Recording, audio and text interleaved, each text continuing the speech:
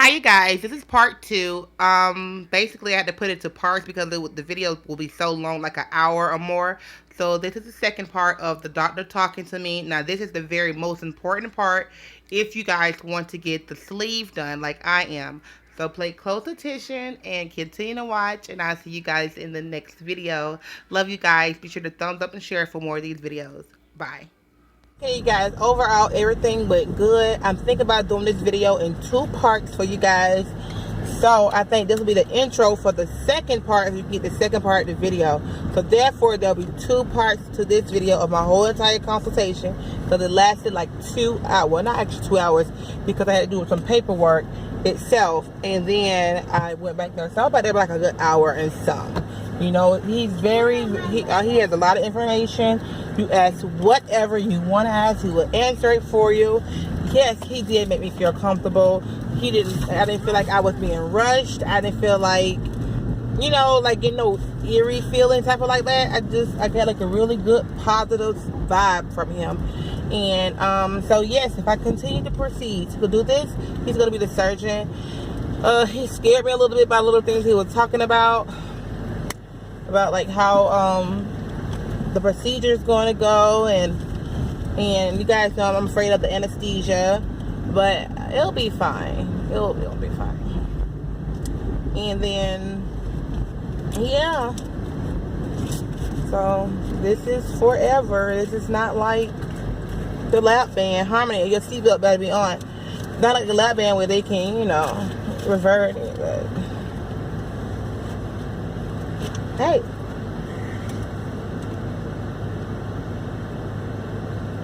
Alright you guys, so this is the intro to the second part of the video. Be sure to watch. And, well, not watch, you listen because it was face down. So just listen to all the information that you need to know. And if you have any comments or questions, just comment below. And, we'll talk like we always do. So, yeah. See you in the next vlog. Go ahead and listen to the doctor. Bye, you guys. Well, you guys, he made me feel very comfortable. He seemed like he knew what he was talking about. Emma, what you think? You like? So Jenny, lady's gonna come in with the information bag goodies and for me to go through and read, and gonna start doing the classes and stuff like that, go to the seminars and stuff like that to, get this started. So within 3 to 6 months, I'll be doing the procedure. And I like how he broke down and showed me everything in the book over there about what's what and what's more safer and effective for me. He recommended sleeve, like I wanted to do the sleeve. And yeah. So I'm so happy about it. So Harmony stretched out cold. And the video can be super long. Well, I don't know how I'm gonna do it, but you guys can just listen and just do it like that. So I'm waiting on the lady to come in, and after that we're leaving, get something to eat. Bye. Sorry about that. Wonderful calls from the hospital. So back to, especially after Roux-en-Y gastric bypass, patients shouldn't be eating sugar at all. And it's real deal, and it'll make you feel horrible. And despite how bad it makes you feel, I've seen plenty of patients that keep doing it to themselves over and over and over again. One of the other things is when we start to rearrange the inside, there's a couple different problems. Every time we make a new connection, you can have a stricture that forms.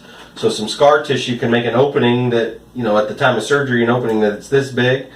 Over time, you can have scarring, and that spot can get tight and not let stuff go through.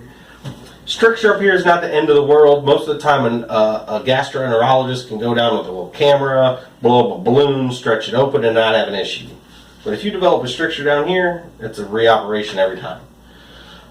And then the way that the blood supplies the intestines inside of our body, it all comes from kind of one local area, and it fans out.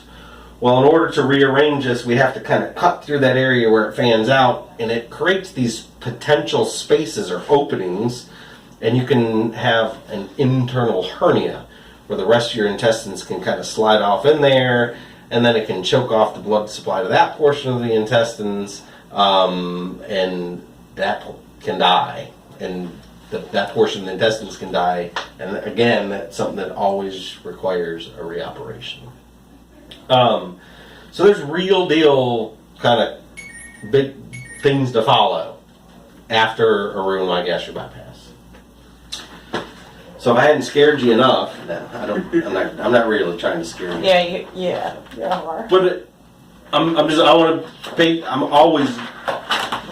one thing you will learn about me, I am a straight shooter kind of guy. I'm not going to dance around things. I'm not going to give you half truths and myth truths. I'm gonna tell you like it is. That brings us to sleeve gastrectomy. So this is a much less complicated procedure. All relation. What we do in the operation is we remove about 80 to 85% of your stomach. Physically gets taken out, goes into a bucket, leaving you with this tube that looks like a sleeve, hence its name, that will hold about 150 to 180 milliliters, which is about a half of a cup, maybe a little bit more than a half of a cup. If you looked at it from the outside, it would be about the size and shape of a banana, just to kind of give you a bit of a visual. Okay. And originally, when this was kind of proposed, everyone thought this was a purely restrictive procedure. We're not doing anything other than making the stomach smaller. When that go back to that concept of you get full quicker, you eat less, you consume less calories, and you lose weight. The exact same way as that the band works. So after there was about 7 to 13 years of good quality data after patients going through this procedure, they started to compare it to the other procedures available.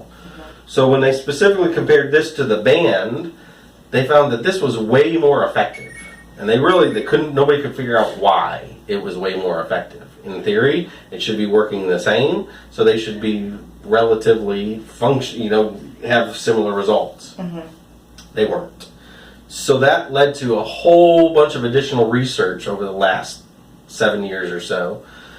So we now understand that we have a hormone that circulates through our body that helps regulate our hunger. That hormone is called ghrelin. So when ghrelin levels rise, we're hungry, our brain sends a signal to the rest of our body, hey, it's time to eat. Your ghrelin's acting up, mother. So there's ghrelin is made in a few different areas of the body. So a little bit of it's made up in our brain. A little bit of it's made in the very first part of the small intestines called the duodenum. A little bit of it's made in the pancreas, which again would be right here if it was in this picture. But a vast majority of the ghrelin that's produced in the human body is produced by the cells that live right here, along what we call the greater curvature of the stomach. So when this portion of the stomach hits the bucket, so do all those cells that make that ghrelin. So the ghrelin levels drop significantly after this procedure. So two things happen. Patients aren't hungry anymore, so there's not that drive to always be eating. And we've also found that it kind of increases our basal metabolic rate, or how much energy our body is burning at rest. So a combination of those two things is what made this more effective than just the adjustable gastric band. Okay. And it really is truly effective. And about half of my sleeve patients, when they come back after surgery, they tell me they actually have to set a timer to remind themselves to eat, because their body just doesn't tell them that they're hungry anymore, which is a good problem for some of them. So what you don't see in this picture, we didn't change the plumbing at all.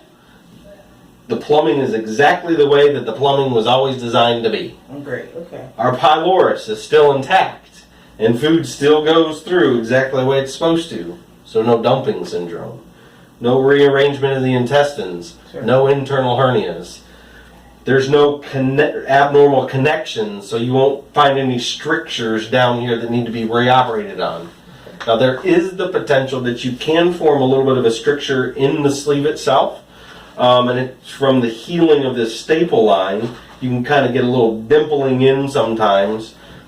It's easy to manage because usually a gastroenterologist can go in 4 to 6 weeks after surgery, drop a camera, inflate a little balloon, stretch it out, and then patients are good to go.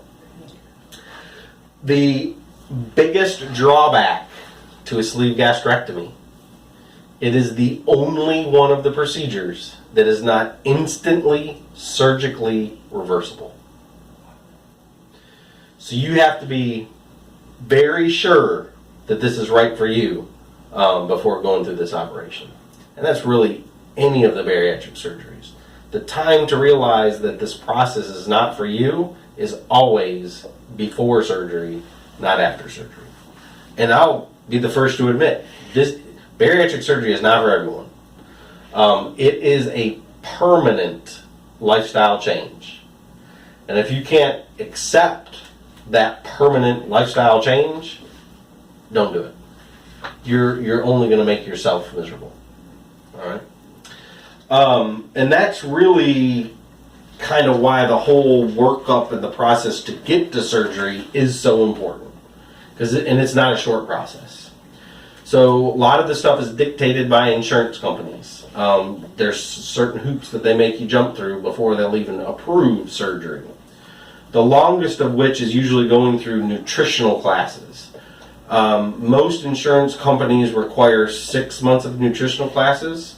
Some require 3 months of nutritional classes, and one in this area doesn't require any nutritional classes. And I can tell you that even my patients that have their state employees with CHP, those the group of people that don't have the requirement, I still send them to nutritional classes because that's the meat and potatoes of this whole thing. The nutritional class. So I'm just going to pick. We're just going to say your insurance company and I don't know what you know what insurance you have, requires 6 months of nutritional classes. What that means is you've got to go once a month for 6 consecutive months to meet with a nutritionist to talk about. Usually at the beginning, it's what is proper nutrition in the human body, what kind of things should we be eating on a regular basis, and then as it kind of progresses, it starts shifting to what is your new normal nutrition going to be after bariatric surgery. And this is a concept that you need to have down stone cold because this is what makes or breaks it. You can either deal with that or you can't deal with that. If mentally you can't deal with it, find another thing that works good for you. Because the last thing I would want to do is put you through a procedure that's going to make you miserable for the rest of your life. The other requirements, so all the insurance companies require a psychological evaluation. And it's kind of, there are 2 things they're looking for. A, are you of sound mind enough to understand what you're asking to have your body put through? And B, they screen you for any tendencies of drug and alcohol abuse. And the reason for that is there are some studies out there that show that patients that are predisposed to drug and alcohol abuse have a worse problem with drug and alcohol abuse after bariatric surgery. Then you'll see a cardiologist or a heart doctor to make sure that your heart's healthy enough to have an operation. You'll see a pulmonologist or a lung doctor kind of to make sure that your lungs are healthy enough to have surgery. Really, it's to make sure that you're screened for obstructive sleep apnea, condition where some people you stop breathing multiple times during the night because it's really because of the soft tissues. When you really relax, the soft tissues in the back of your throat kind of collapse down a little bit and obstruct your airway until your body will wake you up enough that you will start to breathe again. but it won't wake you up enough to make you realize that it even happened. But what patients that have obstructive sleep apnea do realize is they are tired every morning, and it's a struggle to get out of bed every morning. And then every afternoon, they're dragging tail because they didn't get enough sleep. So you get screened for that by the pulmonologist. Then your primary care doc, we get a letter from them that says that they kind of support this, and medically it's good for you. And then when all of that stuff is taken care of, my office, we gather all that information back. We submit it all to the insurance company. Then the insurance company has 14 days to make their decision whether they're going to approve or not approve your surgery. Once it's approved, then we pick a surgery date that's at least 2 weeks away. Because for the 2 weeks before surgery, you go on a liver shrinking diet, which consists of protein shakes for each meal for 2 weeks straight. It's not fun, but it's extraordinarily important. And the reason for that is it really and truly shrinks your liver significantly. So the liver got a bunch of different functions in our body, but one of its main functions is it's very important in storing energy. So when our bodies have extra calories and it's storing in energy, our body always stores energy as fat, and you will get fatty infiltration of the liver. And it can double the size of your liver. And more important than making it twice the size, it's very floppy. So this is a good, really and truly how things lay inside the body, except for this liver is tilted up. You're actually looking at its undersurface. So if it wasn't tilted, this liver would lay just like this, covering the exact area where we're trying to operate. So when you shrink that liver back down, it makes the surgery much easier, which makes ultimately a better procedure for the patient and a quicker recovery. We don't do it to torture people. It really serves a real purpose. Make sense? Yeah, I've been Googling that too. Gotcha. And everybody told me in the group. All right. So now that I've been rambling on a little bit, what questions do you have for me? Okay. Yep, ask away. I said I'm supposed to write this down, but I said I don't have time because I just was ready to see you. Huh? Okay. How long is the procedure? I hear it's probably just 30 minutes. How long? The actual surgical time is about 45 minutes to an hour. You had any previous operations before? A C-section. Okay. C-sections usually will not interfere. Scar tissue down here we don't have to worry about scar tissue up here. Not necessarily 100% of the case, but normally. So without previous belly operations, closer to 45 minutes of operating time, that's actual surgical time. You are in the operating room, usually for about an hour and 45 minutes or so. That extra hour of time is getting you back in that room, on the table, anesthesia getting to sleep, getting you into the proper position, cleaning off your belly, then I do my part, then waking you back up, getting you back on the gurney and out the door. About an hour and a half, hour and 45 minutes. Okay, I'll tell you something else. Uh-huh. I am terrified to be put to sleep. What? The fear of not waking up. Gotcha. And just So the your fear C-section was done under epidural, Yeah, I imagine. I can never take away that fear from you. What I can tell you is in the year 2017, general anesthesia is extraordinarily safe. Back in 30, 40 years ago, there were real risks when you went under general anesthesia. We've come a very, very long way. To really give you the best amount of justice, if you're that concerned about it, I can refer you to the anesthesia group that would be doing it, and they'd be the ones that could better answer all your specific questions and concerns about general anesthesia, and they could just do it better than me. It's not what I do all day every day, and they could specifically. Can you like through an IV? Will I know if they're giving it to me? They will. So they give you some medication through your IV before you go to sleep that makes you go to sleep.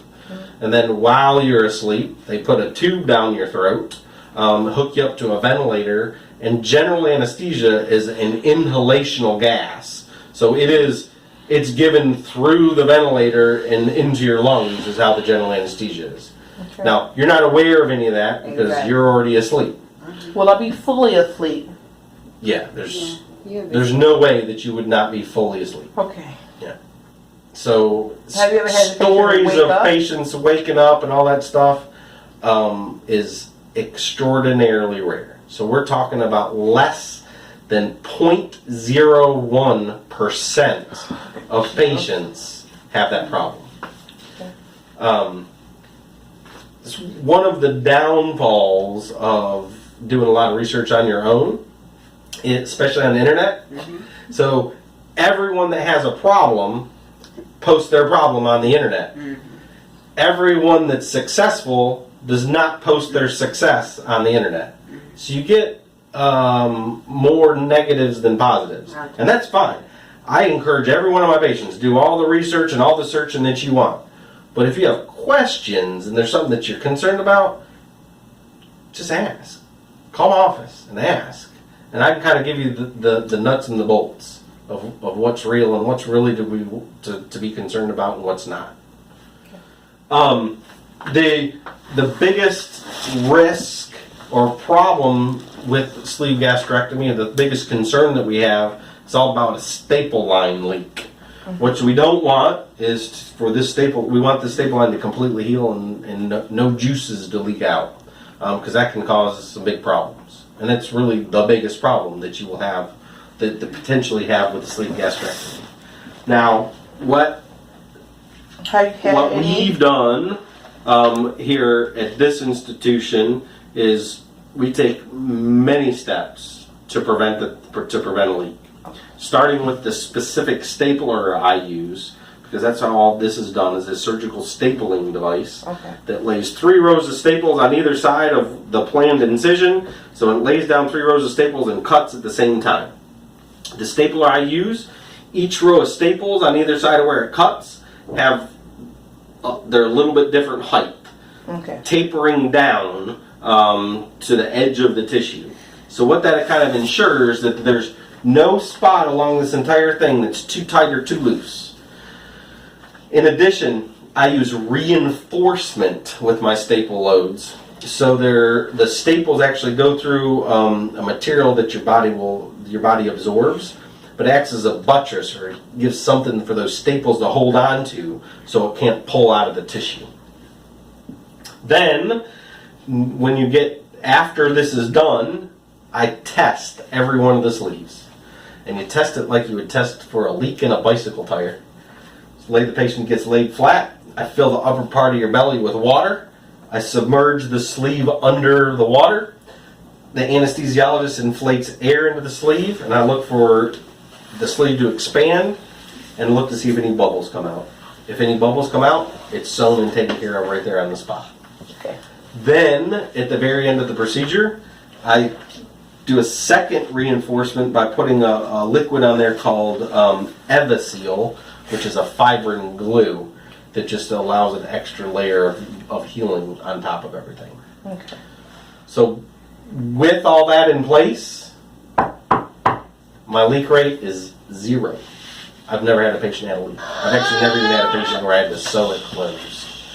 But every one of those patients gets every bit of that every time. To keep things that way.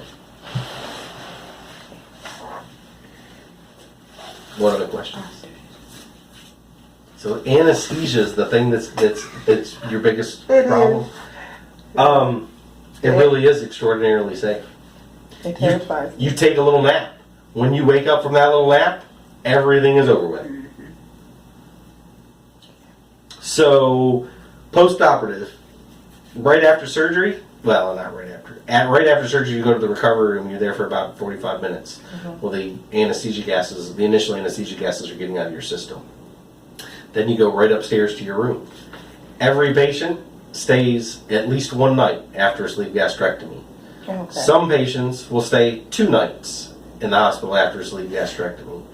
And then every once in a blue moon, a patient will stay longer than that. They're usually the patients that have multiple medical problems and things like that. Okay. So when you can go home is when you can drink at least 4 ounces of fluids every hour that you're awake. So 4 ounces is a half of a cup. You think you could drink a half of a cup in an hour? Now?